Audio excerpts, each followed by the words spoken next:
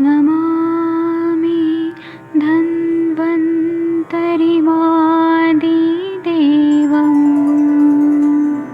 सुरासुरैर्वन्दितपादपद्मम् लोके जरामृत्युनाशम्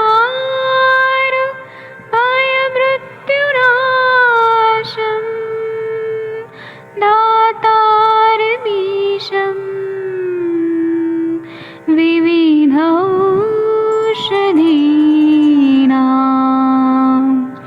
शङ्खं चक्रं जलौकां दधतं ऋतघटं चारुतोर्भिश्चतुर्भिः सूक्ष्मस्वच्छादिरुद्यं शुकपरिविलसन्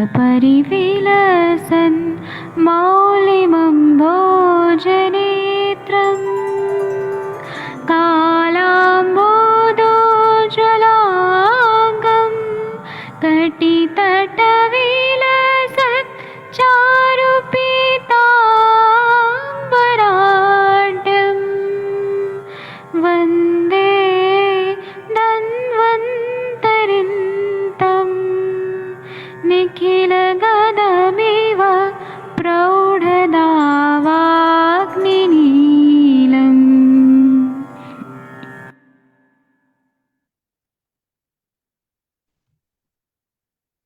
नमस्कार, आप सभी को प्रणाम, सुप्रभात, गुड मॉर्निंग। यहाँ पर जुड़ चुके हैं विनीता चौहान जी, शशि तिवारी जी, अश्विनी जी, माधुरी गोले जी, बीएम महाजन जी, सोमनाथ से हरिहर सर जी, राजकुमार बौर जी, राजेंद्र सिंह जी, जगीर सिंह जी, वीना कनाडे जी, महेंद्र जी, जगवीर सिंह जी, सीमा शर्मा जी, आपका स्वागत है। रविता पेठे मैडम जी, आप सभी का स्वागत है। चलिए अब हम स्टार्ट करते हैं आज का अगला।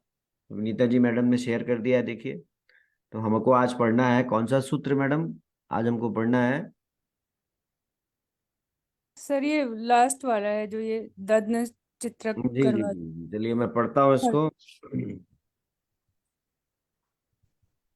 सूत्र नंबर है आज हमारा जो हम पढ़ेंगे वो आई थिंक ये नंबर इस पे डला है। हाँ, ये 12वां ही का 12वां सूत्र का ही अगला हिस्सा है जो रह गया था। दग्न चित्रक गर्भाद्वा घृतम तत्तकृ संयुतम पक्वम सचित्रकम तद्वद गुणे है। कहने का अर्थ है कि चित्रक का चूर्ण मिलाए हुए दूध से बनाए हुए दही को मथने से निकालकर घी चित्रक वाली उस छाछ के साथ लेने पर प्रथम की भांति ही गुणकारी है। चित्रक के साथ पकाया हुआ आप पूर्वोक्त घृत भी ले सकते हैं। यहाँ कहा है चित्रक मूल के कल्प के भीतर से लीप कर सुखाएगा चाहिए। इसका थोड़ा सा एक्सप्लेनेशन डिफर कर रहा है। जो यहाँ शेयर्ड है उसमें बताया रहा है कि दग्न चित्रक गर्भाद्वा, यानी चित्रक मूल के कल्प से भीतर से लीप कर सुखाए गए मिट्टी के पात्र में घृतम तक्र संयुतम, जमाए गए दही को मथकर निकाले गए पक्को सचित्रकम तद्वद गुणे है। घी को उस दही के मट्ठे में डालकर पकाएं, फिर उसमें कह रहे चित्रक का चूर्ण डालकर पिए। यह घी उक्त यवानिकाद घृत के समान ही गुणयुक्त होता है, ऐसा बताया है। अब टीका तो आज शेयर करने के लिए यहाँ पे मैडम जी है नहीं आज, शायद मुझे लगता है कि आज शायद मोनिका जी मैडम है नहीं आज। तो चलिए कोई बात नहीं, किसी के पास टीका है तो पढ़ सकते हैं, अगर है तो चलेगा। अगर मुझे लगता है शायद विनीता जी के पास है, शायद मैडम दे के गई होंगी। शशि तिवारी जी, टीका है आपके पास? आपके पास तो सब टीकाएं होनी चाहिए अब। सर बुक है मेरे पास, अष्टांग हृदय नहीं, बुक वगैरह। नहीं चलेगा। बेसिक प्रिंसिपल में आप एमडी कर रहे हैं, टीकाएं होनी चाहिए आपके पास। हाँ जी, खरीद लीजिए आप कल। प्रणाम सर, इस श्लोक का और पार्ट बचा हुआ ना। और पार्ट भी जय है। माता। यूयांश कालवितः धान्वंतरम महातिक्तम कल्याण अभयाघृतम, ये है इसके बाद अगला पार्ट। तो चलिए अगला पार्ट भी पढ़ लेते हैं इसको। कहते हैं कि सम ऐसा कहते हैं कि कालवित किस समय किस योग का प्रयोग करने वाला, यानी कि आपको ये कालवित, काल हर चीज का प्रयोग जो है वो कब प्रणाम करना सर। है जानना बहुत जरूरी है। और कहते हैं कि ऐसा वैद्य धान्वंतर घृत जो अष्टांग हृदय चिकित्सा स्थान 12वें अध्याय के 29वें सूत्र में बताया है, या महातिक्त घृत अष्टांग हृदय चिकित्सा स्थान 19वें अध्याय के 8वें सूत्र में बताया है, या कल्याणक घृत जो अष्टांग हृदय उत्तर तंत्र 6ठे अध्याय के 27वें सूत्र में बताया है, या अभयाघृत जो अष्टांग हृदय चिकित्सा स्थान 15वें अध्याय के 28वें सूत्र का प्रयोग में बताया गया है। यानी कि कहते हैं कि ये वैद्य को डिसाइड करना है कि कौन से घृत का कौन से समय प्रयोग करना है, और उसी अनुसार उसे यथा समय प्रयोग करना चाहिए। कालवित वैद्य, यानी कि वैद्य को काल के अनुसार इन घृतों का प्रयोग करना चाहिए। आचार्य चरक ने भी उक्त योग का समावेश अपनी चरक संहिता में चरक चिकित्सा स्थान 12वें अध्याय के 58 से 59वें सूत्र में किया है। कुछ बताना चाहते हैं तो बताइए, इसमें कोई टीका अगर है तो पढ़िए। जी, किसी के पास है तो शेयर कर सकते हैं, मैं शेयर का ऑप्शन दे दिया है मैंने। टीका है इसकी किसी के पास? माधुरी मैडम जी, सविता मैडम जी, कोई किसी के पास हो तो आप शेयर कर सकते हैं। चलिए कोई बात नहीं, तो इतना हमने पढ़ लिया, अब आगे पढ़िए कोई और। जी, प्रणाम सर। प्रणाम। हाँ मोनिका जी मैडम, आप आ प्रणाम गए। सर। सर मैं करती हूँ सर, 1 मिनट आपको मेरे अब को ऑप्शन दे दीजिए सर। ये लीजिए। सर ये 16 की करनी है ना? मैम 13 नंबर की करनी है। 13 ओके।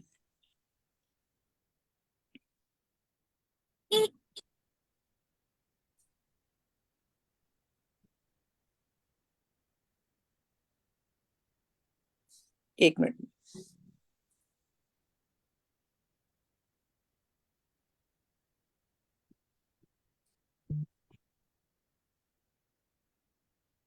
विजिबल है ना? अभी आएगा, आ गया, विजिबल है। चलिए तो मैडम जी अब आप ही पढ़िए इसका जो है टीका, संस्कृत टीका जो ऊपर सद्दत चित्रक गर्भाद्वा घृतम तत्र सत्र संयुतम पक्वम सचित्रक द्वतद्दुगणे, इसकी संस्कृत टीका पढ़िए तो। जी, कौन पढ़ेगा? जी विनीता सर। मैडम जी पढ़िए या मोनिका मैडम जी पढ़िए, कोई पढ़िए। जी जी जी। चित्रक गर्भादग्न चित्रक चूर्ण मिश्रितात् क्षीराद्याजात दधि तस्मान् मध्यमानात् तत्तक्रेण चित्रक तक्रेण संयुक्त पक्व तद्वत यवानकादि घृत सदृश गुणै। जी सर। जी अर्थ बताइए इसका मैडम जी। सर चित्र गर्भा दध्न, पढ़िए पढ़िए पढ़िए, आप बिल्कुल सही कर रही हैं आप। चित्रक के चूर्ण से मिश्रित घी दूध और उससे बनाया गया दही, और उससे जो तस्मात मथ्य मानात, उसको मथने के बाद, सर मैंने एक्चुअली इसका मीनिंग पढ़ा नहीं अभी।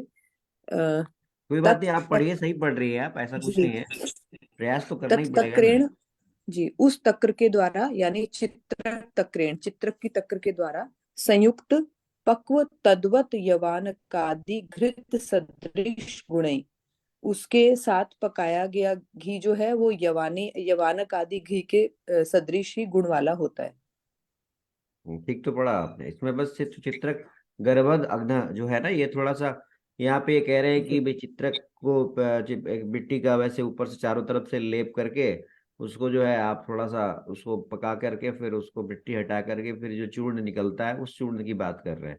क्या विनीता मैडम जी, ऐसा ही तो कहा है? जी सर इसमें ये है ना कि चित्रक मूल का जो कल्क है उसको मिट्टी के पात्र में अंदर की तरफ लगाना है, फिर उसमें हम्म। दही जमाना है। फिर वो जब दही जम जाएगा उसको मट्ठा बनाना है, और उसमें जो मक्खन निकलेगा उसका घी बनाना है। फिर उस हम्म। घी को उसी मट्ठे में डाल के पकाना है, और फिर से उसमें चित्रक चूर्ण डालकर पीना है। वाह, ओके ओके। बहुत जी सर। बढ़िया। जी मैम। जी मैम। कोई कोई का, किसी ने इस काल एक्सपीरियंस हाँ को गेन किया हो तो बताइए।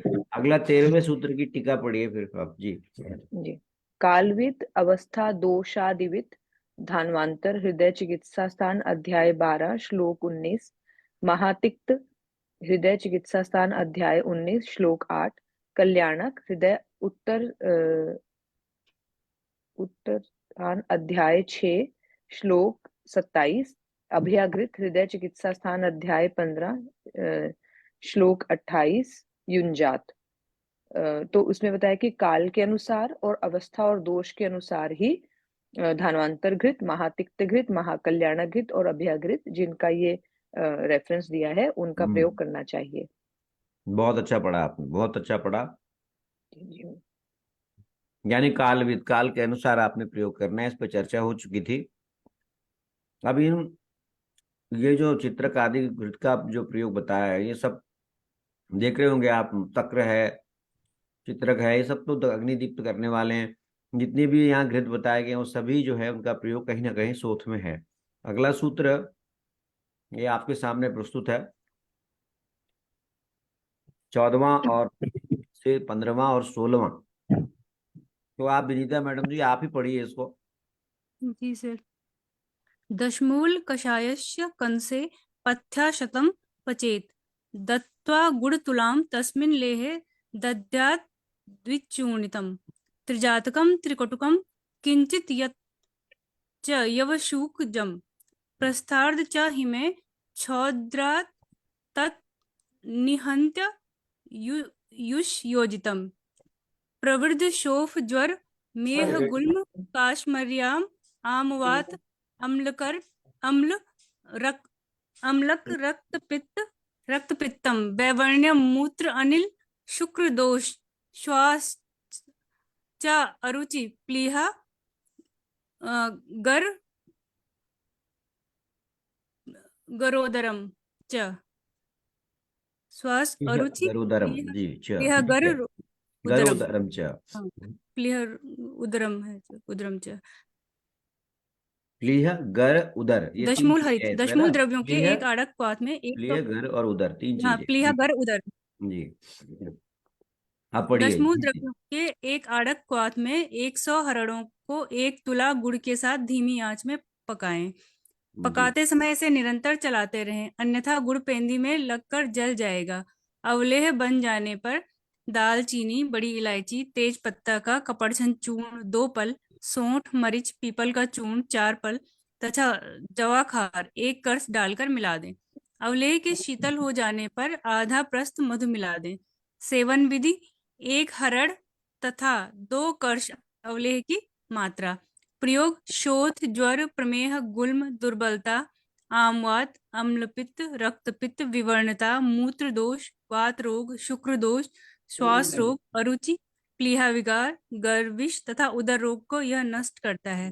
वक्तव्य: इस योग को चरक संहिता में कंस हरित की कहा गया। देखें चरक चिकित्सा स्थान 12/41 से 12/51-52। जी सर।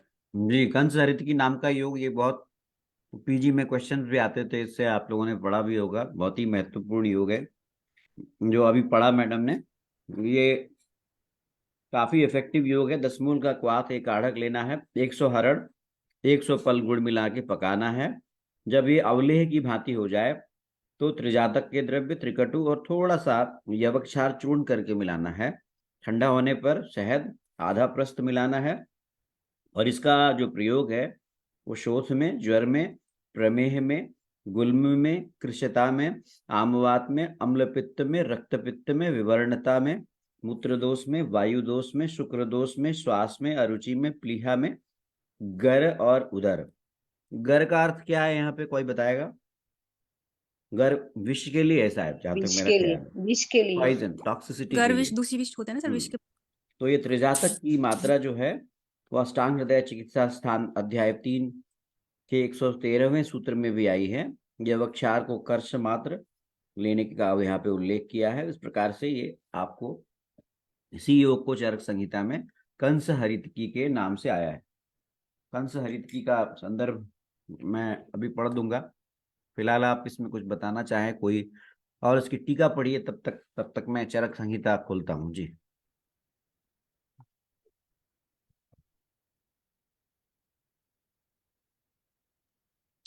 मैं ही पढ़ूं क्या मैम? हाँ मैम पढ़ लीजिए जी। दशमूल कषायस्य आढ़के पथ्याशत पचेत। एक आढ़क दशमूल के कषाय में 50 हरितकी को पकाएं। अत्र च सामान्य मैम परिभाषया पथ्य सत है, मतलब पथ्य हर एक की 100 और 100 एक 100 हर्ड, हाँ जी 100 हर्ड है ना। अत्र च सामान्य परिभाषया क्वाथ द्रव्यस्य च दशमूलस्य द्वात्रिंशत् फलानि भवन्ति। यहाँ पर सामान्य परिभाषा के अनुसार क्वाथ द्रव्य का यानी दशमूल का जो है द्वात्रिंशत् फलानि भवन्ति, 32 फल, हाँ जी होते हैं।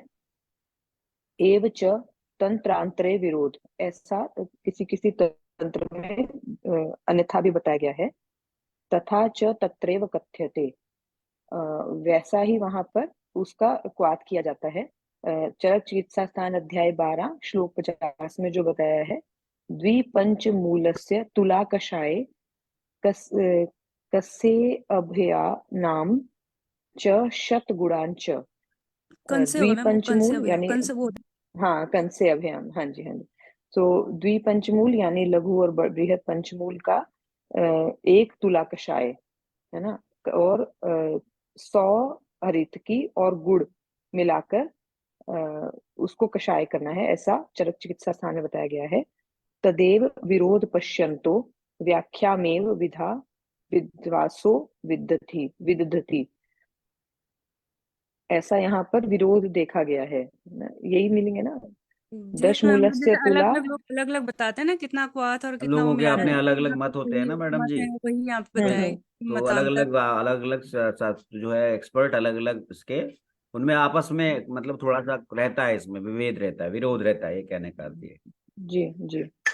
अ, मयूर व्यस्कादित्वा मयूर व्यस्कादित्वात उत्तर पद लोपी समास, यहाँ पे ये समास के बारे में बताया है। एव दशमूलस्य पलशत तस्य क्वाथस्य आढ़के पथ्याशत पचेत, इस प्रकार दशमूल के 100 पल लेकर उसका क्वाथ करना है, एक आढ़क में क्वाथ करना है और उसमें 100 हरितकी को पकाना है। गुड़ तुला दत्वा तस्मिन लेहे विचूर्णित त्रिजातकादि दध्यात, उसमें 1 तुला गुड़ डालकर उसका लेह बनाना है और उसमें त्रिजातकादि का चूर्ण उसके अंदर मिला देना है बाद में। एतेषा च प्रमाण वशिष्ठ लेहवत, यह प्रमाण वशिष्ठ लेह के अनुसार है।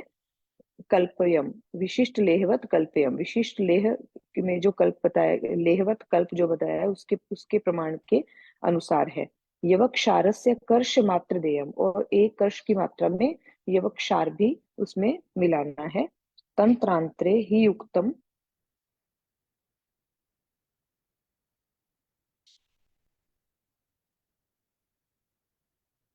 मैम आवाज चलेगी। तंत्रांतरे, नहीं नहीं, आ रही हाँ है, आवाज मैम आ वो रही है, वो पेज शेयर कर चेंज रही कर रही थी थी जी। मैं। या तत्रांते ही युक्तम व्योषात चतुष्पल दध्यात त्रिपल स्त्री सुगंधित, दूसरे किसी तंत्र में ऐसा बताया है कि 4 पल की मात्रा में व्योष यानी त्रिकटु, और त्रिपल जो है वो उसको, और त्रिसुगंधित, इनको 3 पल की मात्रा में त्रिजात को दिया जाता है। कर्ष मात्र यवक्षारात, और 1 कर्ष की मात्रा में यवक्षार को इसमें मिलाना है, ऐसा किसी अन्य तंत्र में ऐसा बताया गया है। शीते च सति माक्षिकात प्रस्थ आर्ध देयम, और ठंडे होने पर आधे प्रस्थ की मात्रा में मधु को मिलाना है। तत एतत उपयोजित प्रवृद्ध शोफादीन हंति, यह इस प्रकार से बनाया गया बढ़े हुए शोफ आदि का नाश करता है। खर नादस्तु जगाद 10 मूलाढ़क 10 मूलाढ़कम अभ्याशत सहितम पाचयेत वा द्रोणे अवशोषित चतुरंशे तस्मिन् पुनः प्रक्षिपेत पथ्या इति उपजाति वृतम। ये खरनाद करके किसी तंत्र का यहाँ पे रेफरेंस दिया है, और उसमें बताया है कि 1 आढ़क दशमूल में 100 अभया के साथ उसको पकाना है, और 1 द्रोण पाचयेत हाँ मतलब जल का 1 द्रोण देना है ना इसमें, सब 1 द्रोण जी जी जल जी के साथ जी पकाना जी। है और उसमें चतुरंशे अवशोषित चतुरंशे, जब वह जब चतुर्थ चौथा अंश रह जाए, रह जाए जी। जी हाँ, एक चतुर्थ जब रह जाए, उसमें फिर पथ्या का प्रक्षेप करना है। किसी और तंत्र में ऐसा बताया गया है। बहुत बढ़िया, कितना बढ़िया पढ़ा, देखिए टीका वो पढ़ा मैडम ने, वाह। बहुत वेलकम। चलिए मैं अब कंस हरित की चरक संहिता जो अभी पहले उसमें आया था सूत्र में, वो मैं पढ़ देता हूँ, चूंकि इसमें चरक का श्री ये, सुगंध, जोशी सर, दालचीनी, छोटी इलायची और तेज पत्ता। हाँ जी, कंस हरित की का जो सूत्र है अभी जो रेफरेंस आया था, द्विपंच मूलस्य पचेत कषाये कंसे अभयानाम च शतम गुणस्य लेहे सुसिद्धेथ विनीय चूर्णम व्योसम त्रिसौगंध्यम उपस्थितेत च प्रस्तार्ध मात मधुनम सुसीते किंचिन चूर्णादपि यवशुकात एकाभयाम प्रास्य ततश्च लेहावृत्ति निहन्ति स्वयथु प्रवृद्धम श्वास ज्वरारोचक मेह गुल्मम प्लीह त्रिदोष उदर पांडुरोगान कार्श्यामवात वस्त्रिग अम्ल पित्त वैवर्ण्य मूत्रानिल शुक्र दोषान। ये आचार्य चरक ने यही जो अभी हमने ऊपर योग पढ़ा था, जिसका नाम कंस हरित की है, जो लोग यहाँ पर पीजी की तैयारी करना चाहते हैं या करते होंगे वो सब जानते हैं, इसमें सवाल आते थे, कई बार इस पे प्रश्न आए हैं। तो ये मैंने सूत्र पढ़ दिया।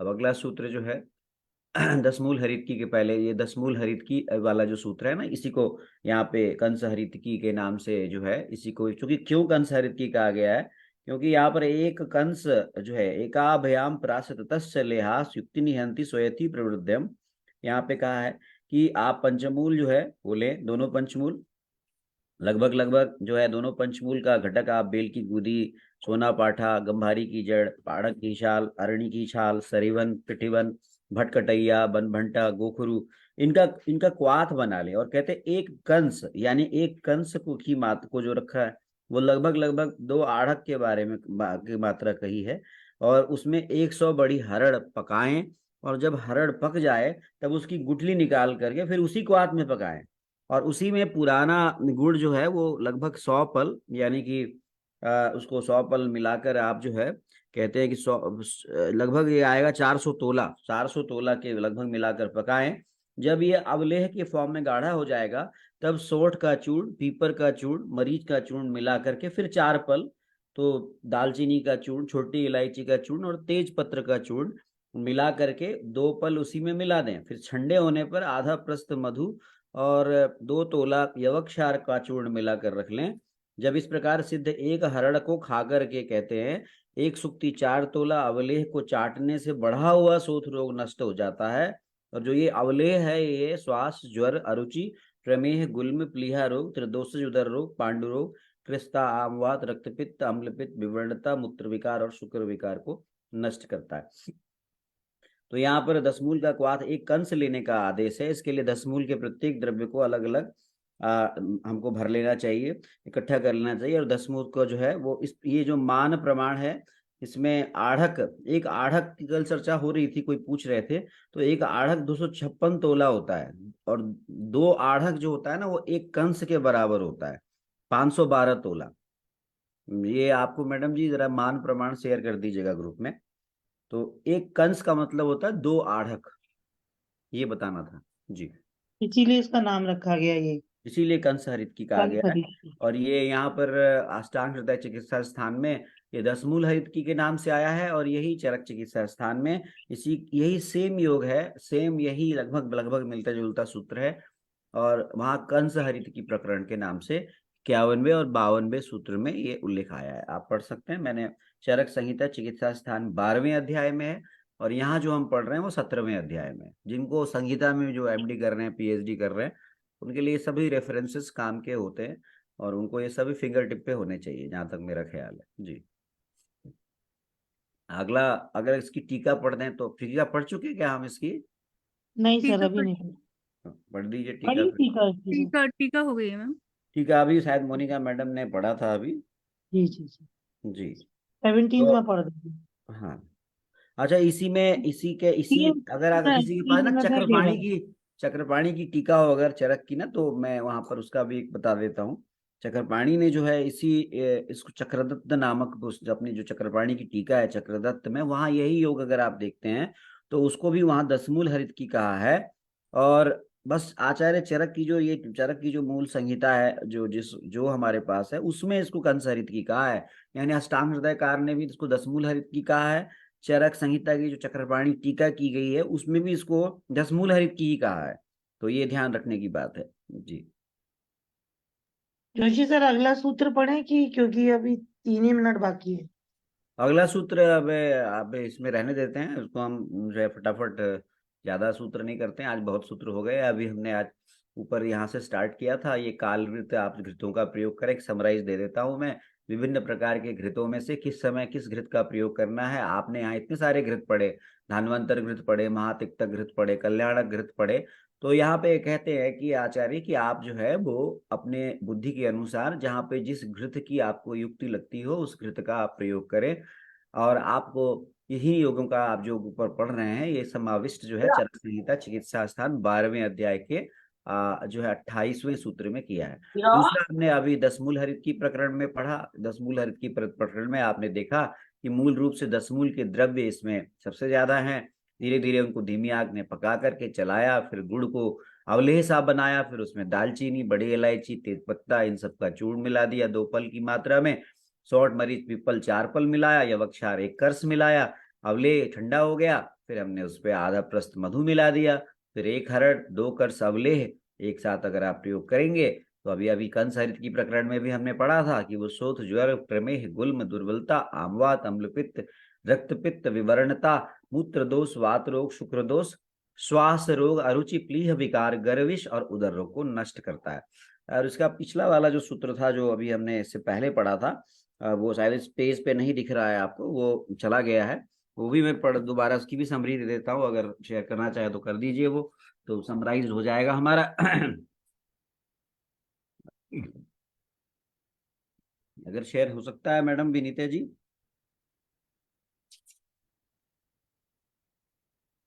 नहीं हो सकता है तो मैं उसको पढ़ देता हूँ, वो हमने पढ़ाई है अभी। वो इससे पहले वाला चित्रक वाला जो था ना, चित्रक,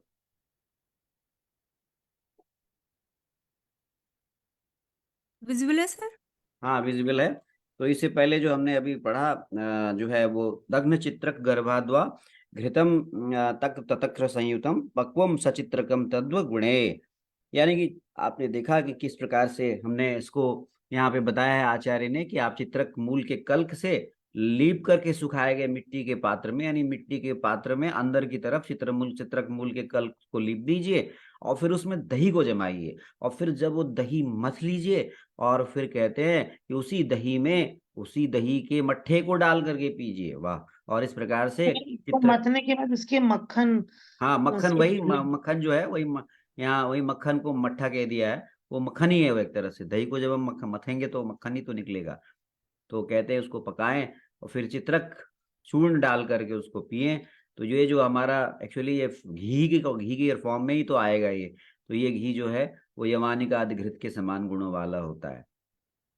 सर इसमें मक्खन, पहले दही को मथ के ना मक्खन निकालना है, उस मक्खन से अच्छा घी बनाना है, फिर उस अच्छा घी को अच्छा वो जो हमारे, मट्ठा बचा हाँ हुआ है बाद में उसी में डालकर पकाना है अच्छा और अच्छा फिर अच्छा, उसमें चलिए चित्रक का बहुत चूर्ण अच्छा। डाल के पीना है। ऐसा है तो सर पहले इसमें। क्या करना है हमने, इसको जो है दही को मथ करके क्या बनाना है, घी बनाना है उसका। घी बनाना है सर और फिर अच्छा, उस घी फिर को जो घी बचा में हुआ फिर मट्ठा उसमें, हाँ उसी में मट्ठा डाल कर। किसका, मट्ठा जो हमारा मट्ठा तक्र वही सर होता है, जो तक्र मथेंगे ना सिंपल तो तक्र मट्ठा। डालना है और हाँ फिर पकाना है उसको।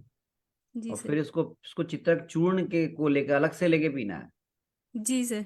हाँ मतलब इसमें बहुत बढ़िया। चित्रक मूल, पहले तो मिट्टी के घड़े को अंदर चित्रक मूल से लेपना है, उसको हाँ सुखाना है, फिर उसी हाँ पात्र में दही जमाना है, फिर वो दही जब जम जाएगा उसको मथना है, मथ के उसमें से मक्खन निकलेगा, उस मक्खन से फिर बहुत बढ़िया। तो ये हमने आज की समरी भी पढ़ दी, तो अब हमारा समय भी के बाद समाप्त होने उसमें वाला है। डाल के पकाना है, फिर उसमें चित्रक मूल डाल के फिर पीना है चूर्ण। तो बहुत बहुत धन्यवाद। आधे घंटे का समय समाप्त हुआ। अब मोनिका मैडम जी के पास सेशन को समापन करने की जिम्मेदारी है। Thank you. जी सर। सर आज गुरुवार है तो हम लोग गुरुजी की वंदना से ही जी समापन जी जी जी करेंगे जी सर। जी जी, जी स्वागतम स्वागतम जरूर। जी। अखंड मंडलाकारं व्याप्तं येन चराचरं तत्पदं दर्शितं येन तस्मै श्रीगुरुवे नमः। अज्ञानतिमिरान्धस्य ज्ञानाञ्जनशलाकया चक्षुरुन्मीलितं येन तस्मै श्रीगुरुवे नमः। गुरुर्ब्रह्मा गुरुर्विष्णु गुरुर्देवो महेश्वरः गुरु साक्षात् परब्रह्म तस्मै श्री गुरुवे नमः। प्रणाम सर। बहुत प्रणाम बढ़िया, सभी बहुत को। बढ़िया। कितना अच्छा सूत्र पढ़ा अभी कि भाई अज्ञान अंधकार रूपी जो हमारे अज्ञान के अंधियारे से जो प्रकाशवान करने वाले गुरु है, उन गुरु को प्रणाम करते हुए हम इस सत्र का समापन करते हैं। आपसे उम्मीद है कल पुनः आप जुड़ेंगे। आपकी संख्या बढ़ती जा रही है, बहुत अच्छी बात है, इंस्पिरेशन है ये, और हम इसको और अभी रोज नियमित तौर पे करेंगे। यहाँ रवि कुमार सिंह जी, वैद्य मुनीश शर्मा जी, मनीषा जी मैडम जी थोड़ा विलंब से आई हैं, वर्षा जी हम आपका नाम नहीं ले पाए, आप थोड़ा जल्दी आएंगे तो अच्छा रहेगा। आप भी पार्टिसिपेट करेंगे, आशा जी, सविता मैडम जी, आप आगे बढ़ बढ़ के पार्टिसिपेट करिए ना। जब हम कहीं यज्ञ करते हैं ना तो उसमें आहुति डालने के लिए जो है बड़ा हम आगे आगे बढ़ते हैं, तो आप सब आगे आगे बढ़िए और आप भी पढ़िए। थैंक यू, नमस्ते, प्रणाम सबको, आपका थैंक यू सर।